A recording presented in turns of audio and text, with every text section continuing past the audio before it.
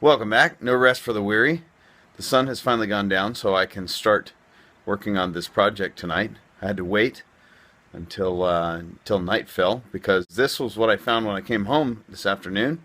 Yeah, 107 in the garage. That's with all the doors and windows open. So, yeah, no, not gonna do it. So tonight on the docket, I will be separating the engine from the transmission. Then I'm going to scoot the engine over a little bit, scoot the bad one over. Then I'm going to slide the good one in. I'm going to reattach the good one to the transmission.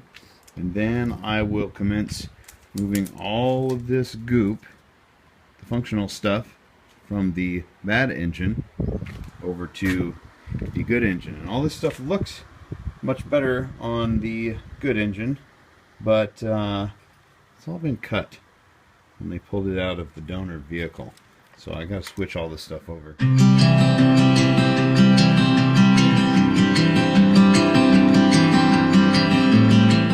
That came apart much easier than I expected. All that happens was once I got the, 6 bolts out that hold the bell housing onto the back of the engine, it just slid out. Got some splines here that I need to make sure to not get out of whack, so that when I go to slide it back on, I can just slide the torque converter back on. Now the interesting part about this is that this engine is completely seized. So ordinarily you would be able to turn this, take out all the spark plugs so there's no compression, and turn this to get to the bolts that are inside there holding this whole thing together. I don't know how that's going to happen. In fact, I'm a little worried about this one right here. I don't know if I'm going to be able to get that bolt out. So, we'll give it a shot.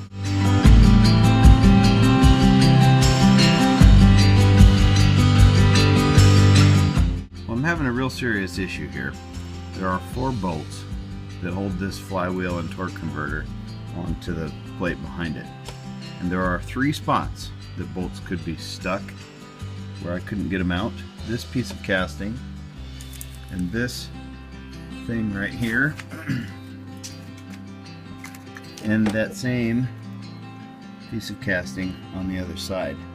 And wouldn't you know it, that's exactly where those 3 bolts are at. One here, and one here. So without turning this flywheel, I cannot get those bolts out. Without getting those bolts out, I can't get this torque converter off. I have a problem. Well, it turns out things are not always as they seem. I just put this thing down on the ground so it wasn't wobbling all over the place, hanging from the engine hoist. And look at that. I can turn it over by hand. Sweet. There we go. She's free.